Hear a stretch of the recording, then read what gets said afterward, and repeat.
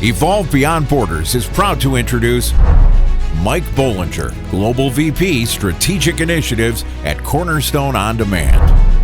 Mike is an accomplished executive with over 20 years of industry experience.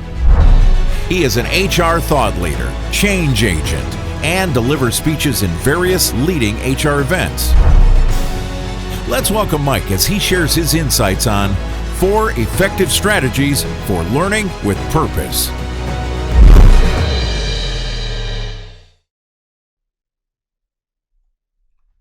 Good morning, good afternoon, or good evening, and thank you for joining me. I'm Mike Bollinger, Global Vice President of Strategic Initiatives here at Cornerstone, and I'm looking forward to spending a few minutes with you talking about effective strategies for learning with purpose.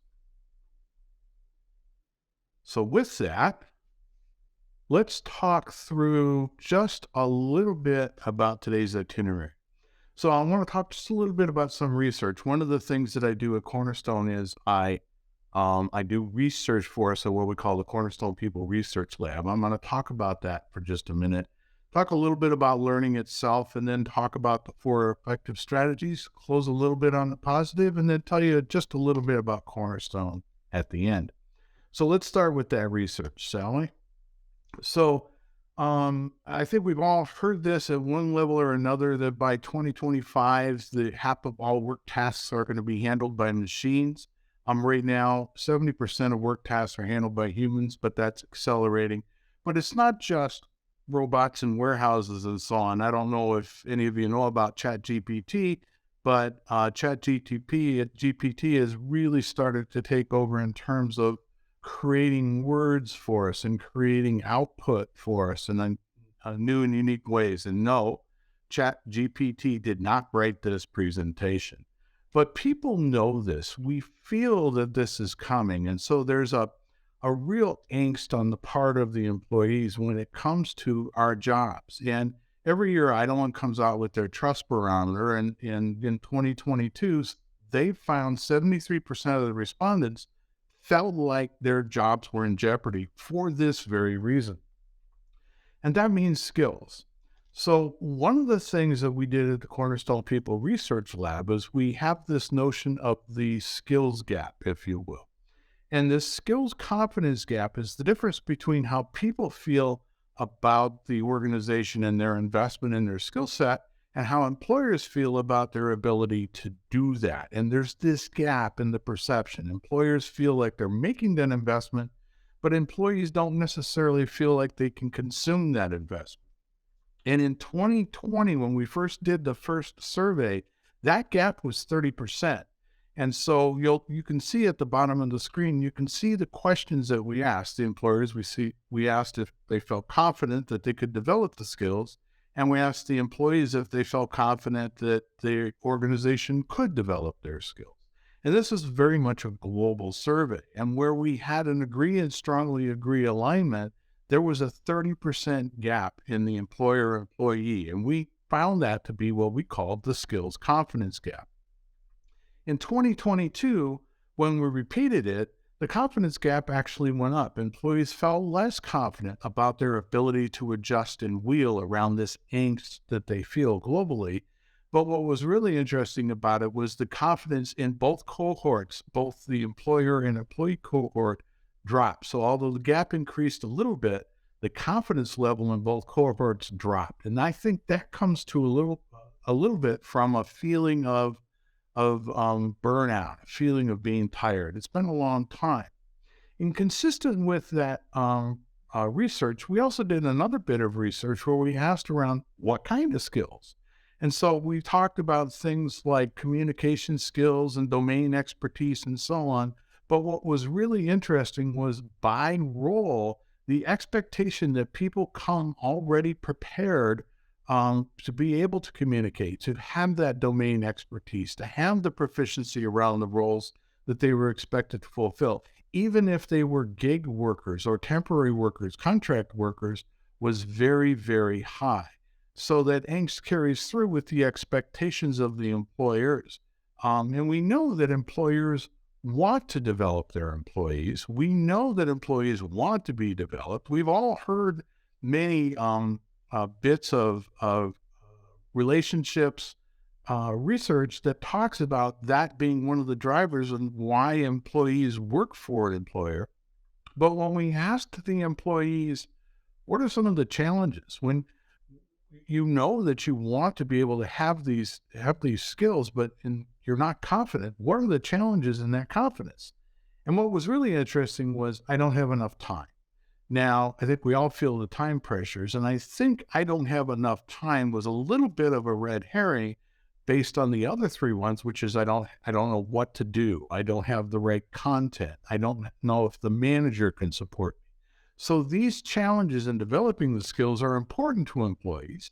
And when we asked this from high-performing organizations, what we found was that confidence gap was only 11%. It was much, much smaller in this research when it came to high-performing organizations versus a 48% confidence gap in laggard organizations. So what that means is high-performing organizations are aligned when it comes to developing their employees, and their employees are aligned on the strategies around doing that. And that's what we're going to talk about today.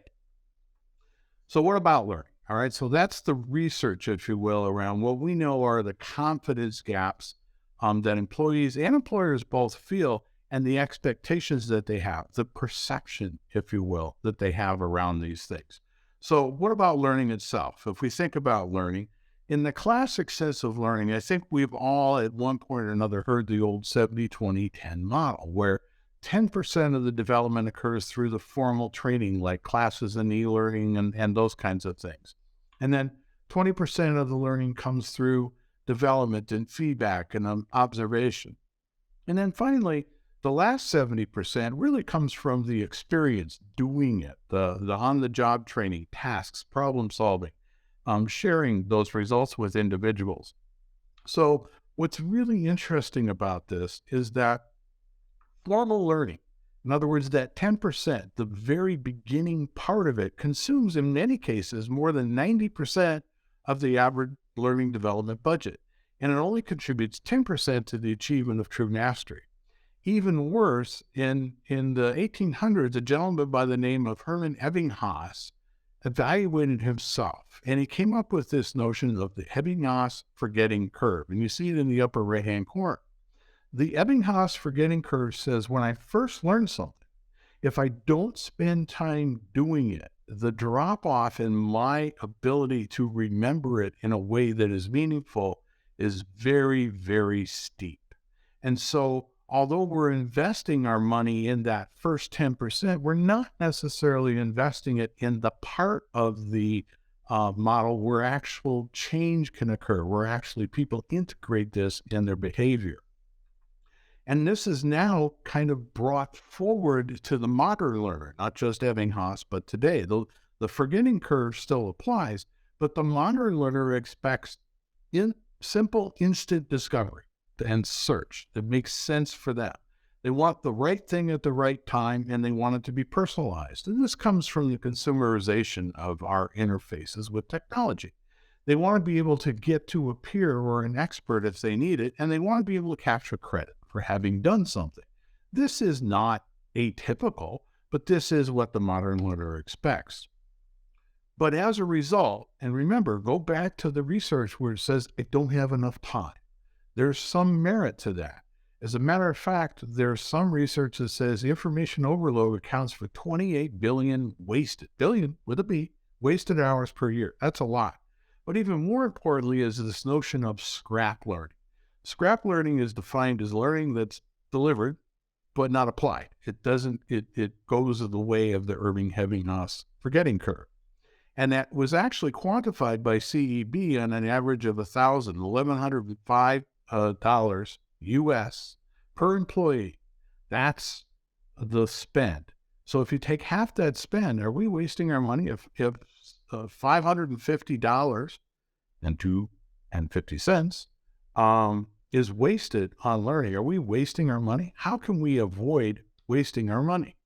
And on top of that, last point, did you know that workers are now spending up to 5 times more time learning on their own, and they would do more of that? So let's note 3 things.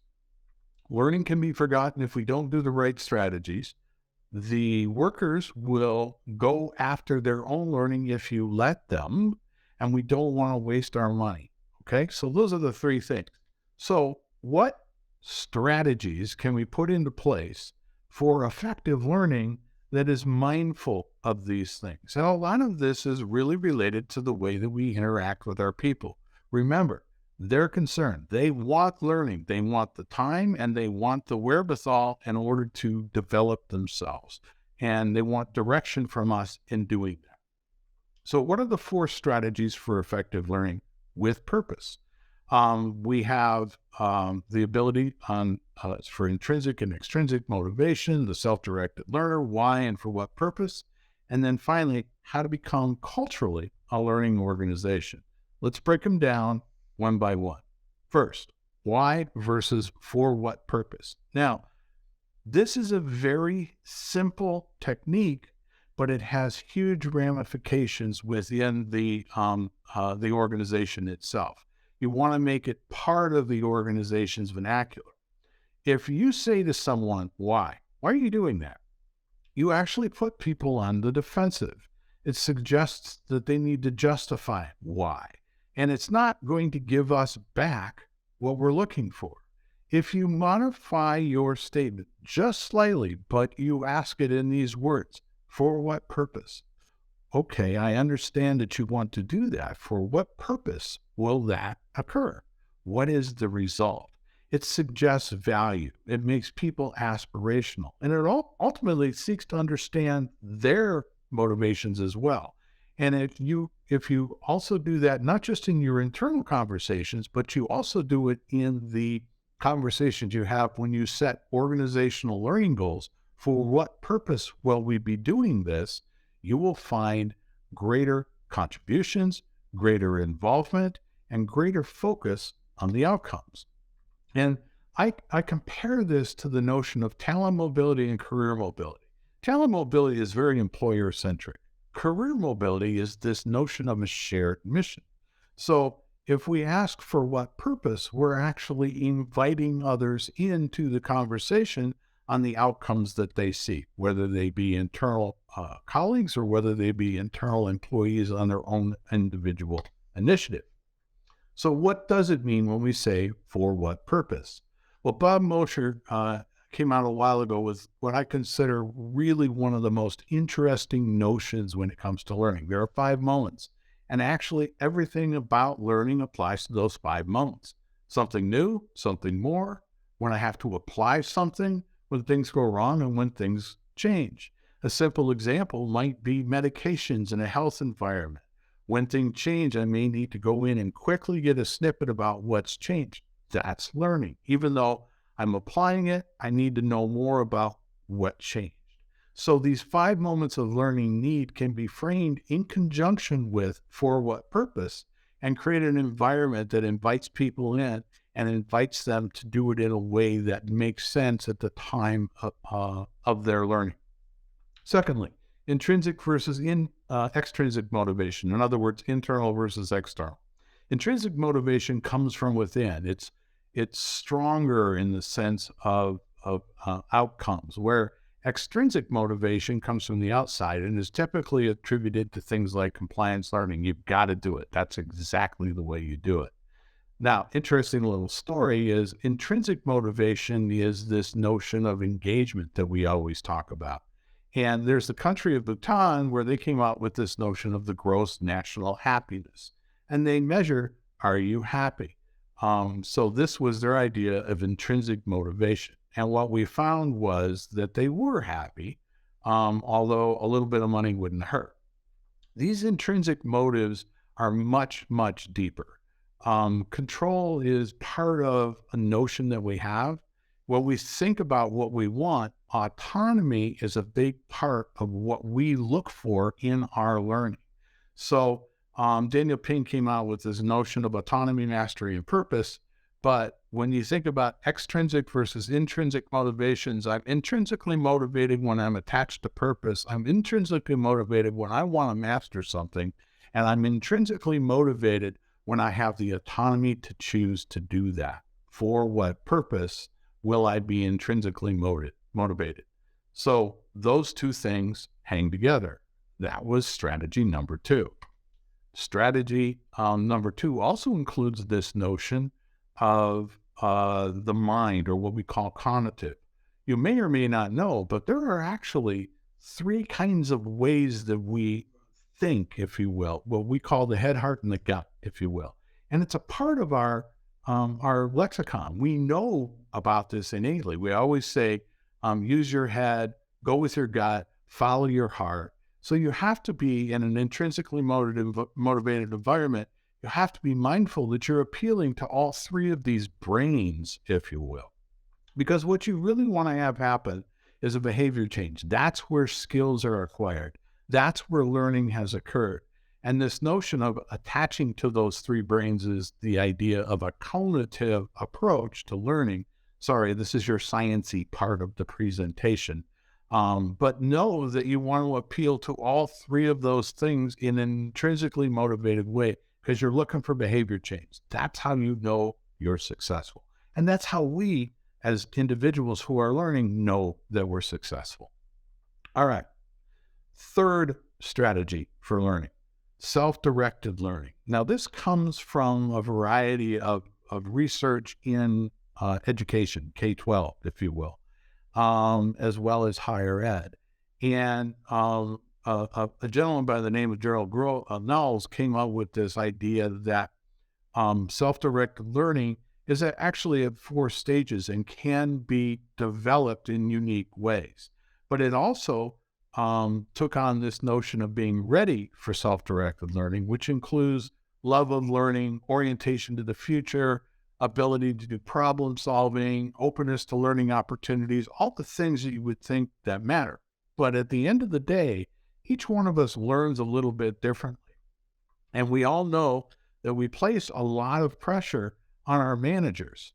And so we want to think about it in this way when it comes to our leaders, because nothing that we do is going to occur if we don't have leaders involved. So the self-directed learner model is much like situational leadership.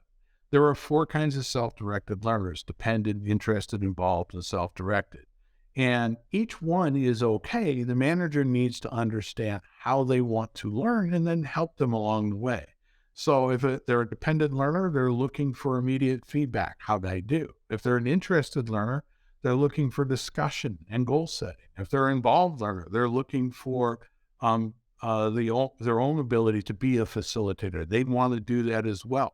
So each one of these levels is the manager needs to adapt and adjust their style, when it comes around to those notions. So the self-directed learning is the goal. Not all of us ever get to there, and we all move in between these levels, but managers want to be able to be knowledgeable of these things so that an employee can adapt and adjust their own learning style accordingly. And it matches what learners tell us. Learners want to share with their teams. They want that facilitation. So top of the list is the ability to share with my team and be shared with by my team. And as a manager, that's an important thing to know. Self-directed learning occurs in conjunction with knowledge sharing. And finally, the 4th strategy, how to become a learning organization. How do you take an organization and an organizational culture and allow for purposeful, intrinsically motivated, self-directed learners to thrive? And this is really a cultural question. And culture is driven by a gentleman who wrote years ago around this framework, Dr. Edgar Schein, Schein's cultural framework. And he talks about 3 things: artifacts, values, and assumptions. All right. So let's talk about what artifacts are, for instance. It can be e-learning. It can be books on shelves. At Cornerstone, if you look at that little picture, there's collaboration rooms. Those are little breakout rooms. We call them waves. Values around effort towards achievement, taking the time, the corporate values, the company values, the organizational values, being able to look to others that know. And then finally, some basic underlying assumptions in that culture. Learning grows the organization, and effort is celebrated. It's a U.S.-centric term in terms of taking that big swing for the home run. But you want to be able to support differentiation, and you want to be able to support risk. So working together is that differentiation. Alrighty. Let's close on the positive, shall we? It's not those who can learn in the future. This is a favorite quote of mine from Alvin Toffler on the idea of future shock, one of my favorite books, may he rest in peace. But it's those of us who can unlearn and relearn. Skills are changing all the time. The shelf life of a skill is 2 to 3 years in many cases.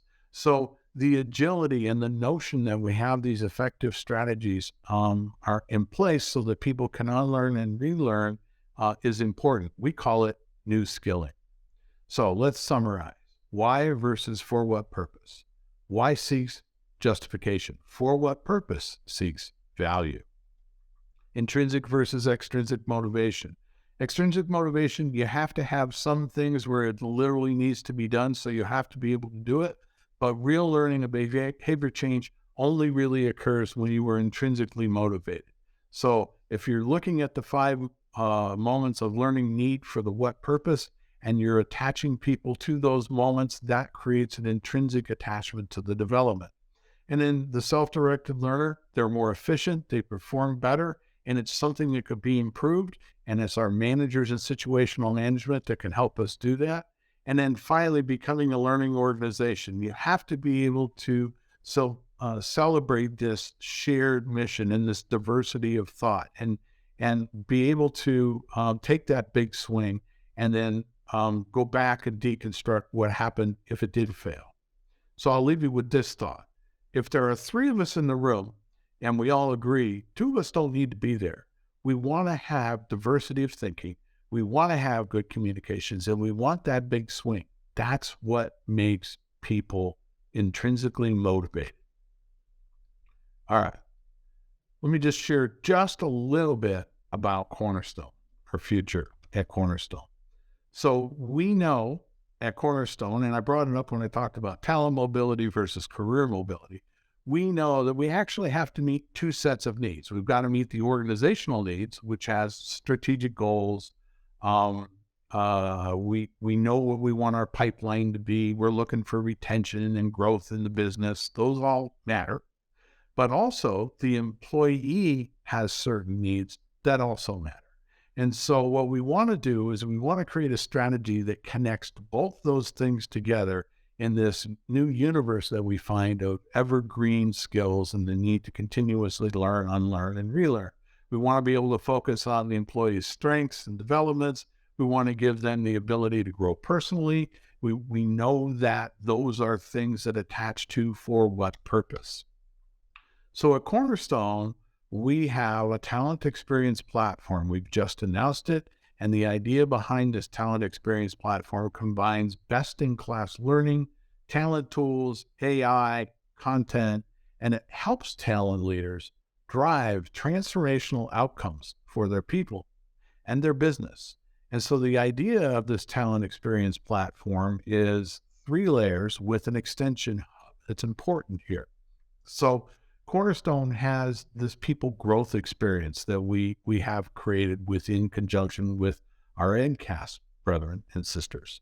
And the idea behind this is that you have a learning experience. So remember, for what purpose? Intrinsically motivated, self-directed learning. This experience needs to be able to coach and deliver against those things. And it's an example of a culture. We also have an opportunity marketplace where people can go and grow and experience on their own. They can indicate their interests. They can indicate a desire to share their learning with mentors and so on. So this experience is part of those 4 strategies that I was talking about. All right. Secondly, we have this AI-powered intelligence and tech fabric. It includes 2 very unique things, our skills studio and our content studio. And this is AI at its best. So we have a very unique skills ontology. It's not just doing word matching and phrase matching and so on. It literally looks for things like adjacent skills and equivalent skills, and is composed of a very deep AI that's around skills insights and creates a notion of connectedness to these profiles. which can then be attached to potential content for that learning that we've talked about, our content studio, which uses that same AI to create content insights around the match to those skills so that when people are using their learning experience from the people growth experience, it's being presented in a way that attaches to for what purpose. And then finally, laying underneath that is our learning and talent management engine around both the classic e-learning and LMS, as well as extended enterprise, because in some cases, this applies to your partner communities as well. Now, at Cornerstone, learning is our birthright, and we know that, and our talent experience extends well beyond that birthright into things like performance management and succession and recruiting and so on. But we're also smart enough to realize that we're not going to deliver everything. So as a result of that, we have an extensible integration hub where we can connect to partners, and you'll see some examples of those up there. So the idea behind this intuitive centered experience is giving people a growth experience with AI to help presenting them with that growth experience, an underlying fabric of learning and performance data sets, and being able to connect that to larger individuals and a larger community where needed. So what I'll do real quick is put my contact information up there. You may or may not know that Bollinger is a famous bottle of French champagne. I got into Twitter very early, so I get lots of tweets from people that are having a bottle of Bollinger with my @Bollinger handle. Feel free to reach out to me on LinkedIn or at Twitter as well. There's my email address. And remember, we have 4 strategies that we want to be mindful of as we think about our people going forward. We want to make sure that we ask them about what purpose. We want to always think about for what purpose and not ask why. We want to make sure that we're able to create self-directed learning through our manager cohort. It's a lot to expect our managers, but it gives them some situational management outcomes. If you can connect for what purpose to the managers, you then create that intrinsic motivation that I talked about. And then finally, creating a culture where you can accept, where you can present to people that learning matters, development matters, take a big swing. We want to hear those differences, and we want to be able to take a risk, because that's where innovation comes from. So the 4 strategies of learning have been one of my favorite topics to talk about. Thank you, Niamo, for allowing me a chance to present with you on the Beyond Borders presentation. And I'll see you somewhere down the road. Thanks again.